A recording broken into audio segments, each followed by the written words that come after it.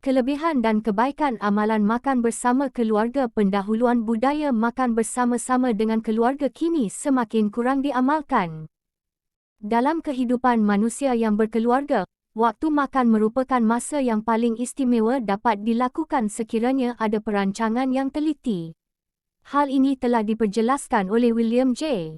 Siegel, iaitu manusia tidak merancang untuk gagal, tetapi sebenarnya mereka gagal untuk merancang. Meluangkan masa makan bersama-sama dengan keluarga sekurang-kurangnya sekali sehari memberikan kesan besar kepada kesejahteraan minda dan emosi anak-anak. Oleh itu, ibu bapa perlulah membentuk budaya makan di rumah. Galakan agar setiap ahli keluarga duduk bersama-sama di meja makan perlulah diberi keutamaan. Malangnya, budaya makan bersama-sama keluarga yang menjadi teras ikatan kekeluargaan semakin dipinggirkan. Anak-anak pada zaman sekarang makan tanpa mengikut waktu makan yang sepatutnya. Memang tidak dapat dinafikan bahawa amat sukar untuk mencari masa makan bersama, terutamanya pada waktu siang, namun kita boleh berkumpul sekeluarga pada waktu makan malam. Punca utama yang dikenal pasti fenomena ini berlaku kerana bersikap mementingkan diri sendiri bagai enal dalam belukar, melepaskan pucuk masing-masing dalam menggalakkan anak-anak makan bersama-sama. Lazimnya, kebaikan makan bersama dengan keluarga sememangnya tiada penghujungnya untuk dibincangkan. Isi satu pertama sekali, manfaat utama apabila sesebuah keluarga dapat makan bersama-sama ialah budaya ini dapat meningkatkan disiplin dan adab ketika makan dalam ahli keluarga. Hal ini dikatakan demikian kerana adab ketika di meja makan kini semakin hilang dalam kalangan generasi muda. Anak-anak pula lebih gemar menikmati makanan sambil menonton televisyen atau mendengar musik. Anak-anak pula akan tergesa-gesa untuk menghabiskan makanan bagi mengejar rancangan hiburan masing-masing yang tiada penghujungnya. Oleh itu, ibu bapa sewajarnya menetapkan disiplin atau adab di meja makan. Ketika makan bersama, ibu bapa dapat menunjukkan tabiat pemakanan yang baik supaya boleh menjadi teladan atau ikutan anak-anak. Ibu bapa boleh mengajak anak-anak untuk menyediakan hidangan, membasuh pinggan mangkuk dan mengemas meja apabila selesai makan. Kesannya, didikan ini akan menyebabkan ibu bapa akan pulang ke rumah untuk makan bersama dengan anak-anak. Selain itu, kelazatan dan kebersihan makanan serta minuman tersebut akan terjamin. Tambahan pula, kesihatan dengan makan bersama-sama keluarga dapat ditingkatkan. Pepatah Melayu ada menyatakan bahawa, mencegah lebih baik daripada mengubatinya, dalam soal pengambilan makanan ini. Hakikatnya, makan bersama dengan keluarga mampu membentuk adab sopan anak-anak demi menjadikan mereka anggota masyarakat yang berhemah dalam soal pemakanan. Isi dua selain peningkatan disiplin dan adab ketika makan, budaya makan bersama-sama juga dapat mengeratkan hubungan kekeluargaan yang semakin renggang pada masa kini dek kesibukan dunia. Hal ini begitu kerana waktu makan ialah masa yang berkualiti, tenang dan menyeronokkan. Dengan demikian, ibu bapa boleh berinteraksi sambil berbual dengan anak-anak ketika makan. Ada kalanya anak-anak mempunyai pandangan negatif terhadap ibu bapa.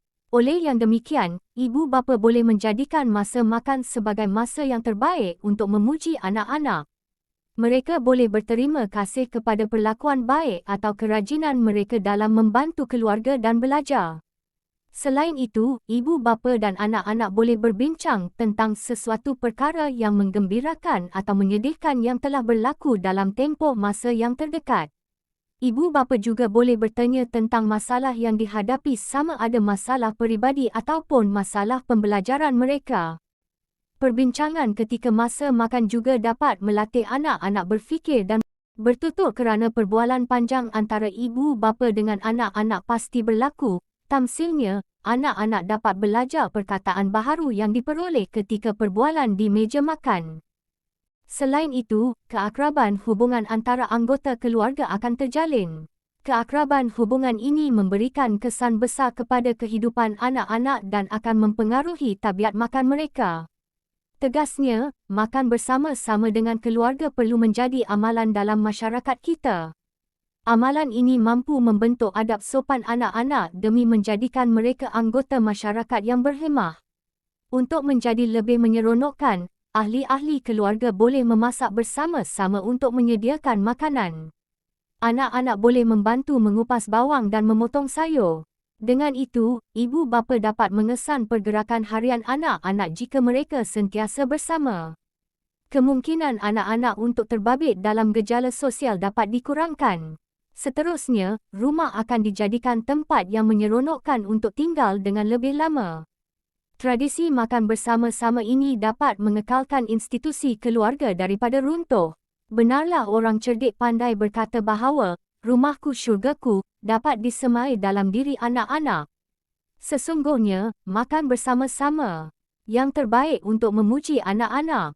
Mereka boleh berterima kasih kepada perlakuan baik atau kerajinan mereka dalam membantu keluarga dan belajar. Perbincangan ketika masa makan juga dapat melatih anak-anak berfikir dan bertutur kerana perbualan panjang antara ibu bapa dengan anak-anak pasti berlaku. Tamsilnya, anak-anak dapat belajar perkataan baharu yang diperoleh ketika perbualan di meja makan. Selain itu, keakraban hubungan antara anggota keluarga akan terjalin. Keakraban hubungan ini memberikan kesan besar kepada kehidupan anak-anak dan akan mempengaruhi tabiat makan mereka. Tegasnya, makan bersama-sama dengan keluarga perlu menjadi amalan dalam masyarakat kita.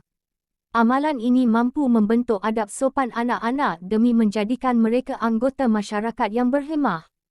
Penutup sudah terang lagi bersuluh bahawa kebaikan dengan mengamalkan tabiat makan bersama-sama keluarga adalah tidak ternilai harganya. Ibu bapa terutamanya perlu menjadikan tradisi makan bersama-sama keluarga menjadi agenda dan keutamaan dalam hidup kita seharian.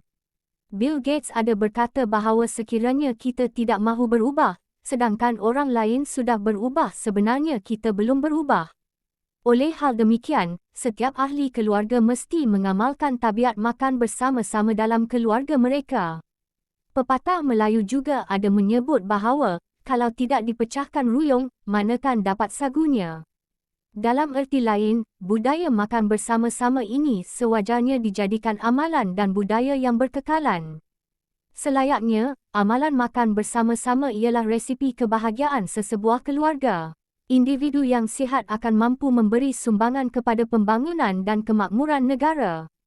Slogan, rakyat sihat negara sejahtera, haruslah tersemat dalam diri semua insan yang cinta akan ketenteraman dan kebahagiaan rumah tangga.